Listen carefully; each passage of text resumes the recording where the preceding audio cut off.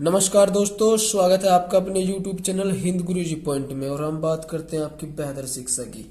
तो दोस्तों, एक और वीडियो के साथ हाजिर हो चुके हैं। विज्ञान के जो बहुविकल्पीय क्वेश्चन चल रहे हैं आपके, ये आपका लास्ट वीडियो है विज्ञान का। इम्पोर्टेंट क्वेश्चन है बहुत ज़्यादा, तो अच्छे से पढ़ेंगे, ठीक है। चलिए बिना किसी देरी के शुरू करते हैं अपने क्वेश्चन। आज का जो आपका पहला क्वेश्चन है वो है कि प्रतिरोध का मात्रक होता है। प्रतिरोध मतलब रेजिस्टेंस, आर फॉर रेजिस्टेंस। तो प्रतिरोध का जो मात्रक होता है, देखो मात्रक मतलब जैसे वजन का मात्रक, भार का मात्रक किलोग्राम हो जाए, ठीक है, या फिर कैपेसिटी क्षमता का मात्रक लीटर हो गया। तो ऐसे ही प्रतिरोध का मात्रक क्या होता है, तो इसका जो सही आंसर है वो है आपका ओम, ठीक है भाई। तो इसका ऑप्शन कौन सा हो जाएगा, ओम। प्रतिरोध का जो मात्रक होता है वो ओम होता है, ठीक है भाई। चलो जी नेक्स्ट क्वेश्चन पे चलते हैं कि 1 किलोवाट घंटा में जूल की संख्या होगी। 1 किलोवाट घंटा में जूल की संख्या होगी। देखो ध्यान रखना, 1 किलोवाट घंटा, 1 किलोवाट घंटा, ठीक है, वो होता है हमारा 36 लाख के बराबर।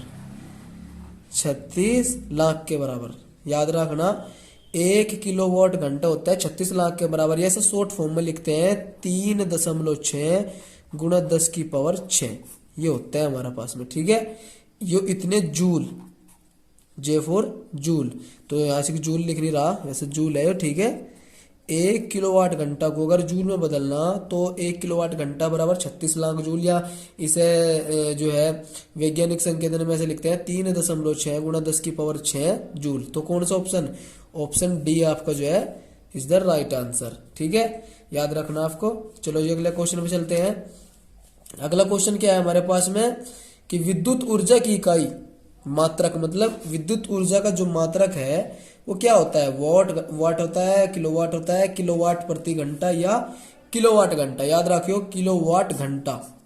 विद्युत ऊर्जा का मात्रक क्या होता है, किलोवाट घंटा, ठीक है। चलो जी क्वेश्चन नंबर 4 कि विद्युत धारा उत्पन्न करने की युक्ति है। विद्युत धारा समझ रहे, करंट उत्पन्न करने की क्या युक्ति है।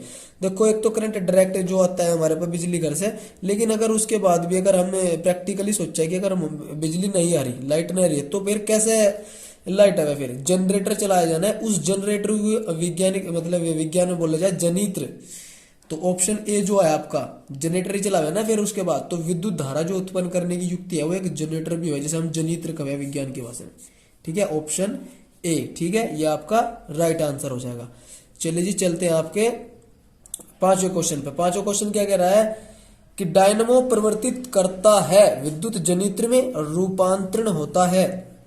तो कहीं में क्या कह रहा है, डायनमो परिवर्तित करता है, विद्युत जनित्र में रूपांतरण होता है। तो कहीं में वो रासायनिक ऊर्जा को विद्युत ऊर्जा में परिवर्तित करे, या ध्वनि ऊर्जा को चुंबकीय ऊर्जा में परिवर्तित करे, यांत्रिक ऊर्जा को विद्युत ऊर्जा में परिवर्तित करे, फिर यांत्रिक ऊर्जा को प्रकाश में।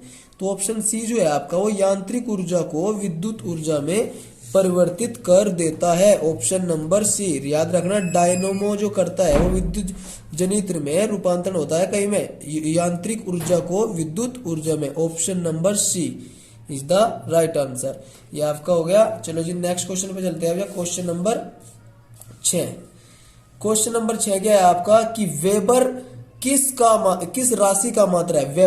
वेबर किस राशि का मात्रक है, ये भी एक मात्रक है। इकाई है ना, कहीं कहीं की चुंबकीय तीव्रता की है, चुंबकीय फ्लक्स घनत्व की है, या विद्युत क्षेत्र की है। याद रखियो चुंबकीय फ्लक्स जो हमारा वेबर होता है, मैंने बताया नहीं मात्रक, जैसे किलोग्राम हो गया, न्यूटन हो गया, ओम हो गया, किलोवाट घंटा, ये सब मात्रक हो गए। तो वेबर भी किसका मात्रक हो गए, चुंबकीय फ्लक्स का। Option B is the right answer. चलो जी सातवें क्वेश्चन पे। सातवां क्वेश्चन क्या कह रहा है कि गर्म जल प्राप्त करने के लिए हम सौर जल तापक का उपयोग किस दिन नहीं कर सकते। गर्म जल प्राप्त करने के लिए हम सौर जल तापक का प्रयोग नहीं कर सकते। सौर जल से मतलब सीधा सीधा सूर्य के प्रकाश से मिला गया सौर जल तापक से। तो क्या करा, धूप वाले दिन, तो देखो धूप वाले दिन तो कर सके बिल्कुल, बादलों वाले दिन, गर्म दिन में, या फिर वायु मतलब पवनों वाले दिन जिसमें तेज हवाएं चले जिस दिन, या उस दिन हम इसका प्रयोग नहीं कर सकते। किस दिन नहीं प्रयोग कर सकते, देखो जब बादल हो जाएंगे तो सूर्य का प्रकाश तो मिलने का नहीं, तो ये बादलों वाले दिन जो है, जब बादल हो ही रहेंगे, बहुत सारे बादल छाए रहेंगे आसमान में, तो धूप तो मिलेगी नहीं, तो सौर जलता पक्का कैसे उपयोग करोगे, आप कर ही नहीं सकते। तो यहाँ पे जो ऑप्शन बी है आपका कि बादलों वाले दिनों में उसका उपयोग नहीं कर सकते, ऑप्शन बी आपका राइट आंसर हो जाएगा। क्वेश्चन नंबर 8, जीवाश्म ऊर्जा का स्रोत है। जीवाश्म ऊर्जा का स्रोत क्या है? पवन ऊर्जा, सौर ऊर्जा, कोयला पेट्रोलियम या फिर जल ऊर्जा। देखो जीवाश्म अपने आप में एक उत्तर है कि जीवों से जब जीव है हमारे, जो मतलब करोड़ों साल पहले जैसे डायनासोर वगैरह ये किसी एस्टेरॉइड की वजह से मर गए थे, तो ये दब के इनसे ही गल सड़ के क्या बना, जो है हमें ऊर्जा का एक स्रोत मिल रहा, जीवाश्म ऊर्जा से ही तो बोल रहा है, वही है हमारा कोयला और पेट्रोलियम और कोयला कोई ऐसे ही थोड़ी खुद रहा, ये कैसे मिला हमें, ये जीवाश्म ईंधन माना जा, क्योंकि ये गले सड़े पेड़ पौधे जीव जंतु इनसे ही बनाए कोयला और पेट्रोलियम। तो ऑप्शन सी आपका जो है राइट आंसर हो जाएगा। ठीक है, चलिए जी नेक्स्ट क्वेश्चन पे चलते हैं। क्वेश्चन नंबर 9, निम्न में से कौन आहार श्रृंखला निर्माण करते हैं, मतलब हमें श्रृंखला ढूंढनी, इसमें कौन सही है? घास, गेहूं तथा आम, घास, बकरी तथा मानव, बकरी, गाय तथा हाथी, घास, मछली तथा बकरी। देखो यहाँ से कि क्या घास गेहूं खावे? नहीं, ऐसा तो होता नहीं।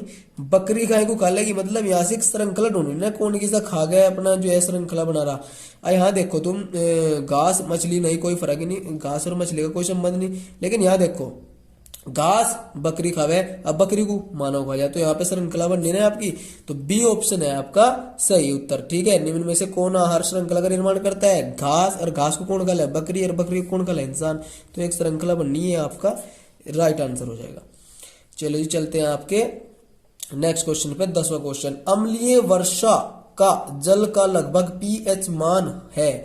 अम्लीय वर्षा याद रखियो भाई, अम्लीय वर्षा, जो अम्लीय वर्षा हुए आपकी, उसका जल का पीएच मान, पीएच हुआ है पोटेंशियल ऑफ हाइड्रोजन, पीएच का मतलब है पोटेंशियल ऑफ हाइड्रोजन, इसका मान कितना हुआ है? देखो यहाँ से सवाल दो तरीके से बदल कर आ सके, ये तो सीधा सीधा वर्षा कह देगा। वर्षा में जो है आपकी वर्षा अम्लीय वर्षा की श्रेणी में है, क्योंकि उसका जो पीएच मान हुआ है, पोटेंशियल ऑफ हाइड्रोजन की जो वैल्यू हुआ है वो 7 से नीचे हुआ है, जिसका मान 7 से नीचे हुआ है वो अम्लीय वर्षा ही कहना है। ठीक है, जो आपका शुद्ध जल होता है, प्योर वाटर जो होता है, उसका जो पीएच मान होता है वो होता है 7, 6.5 से 8 के बीच में भी कह सकते, लेकिन सही मायने में शुद्ध जल का 7 मानना चाहिए। ठीक है, मानने के उसमें, लेकिन अगर उससे नीचे है 7 से, तो आ जा फिर अम्लीय वर्षा की श्रेणी में। तो 5.2 जो है, 5.2 अम्लीय वर्षा, जो ज्यादा ही अम्लीय वर्षा हुआ है वो 5.2 हुआ है उसका पीएच मान। ठीक है, अम्लीय वर्षा का कितना हो जा? 5.2।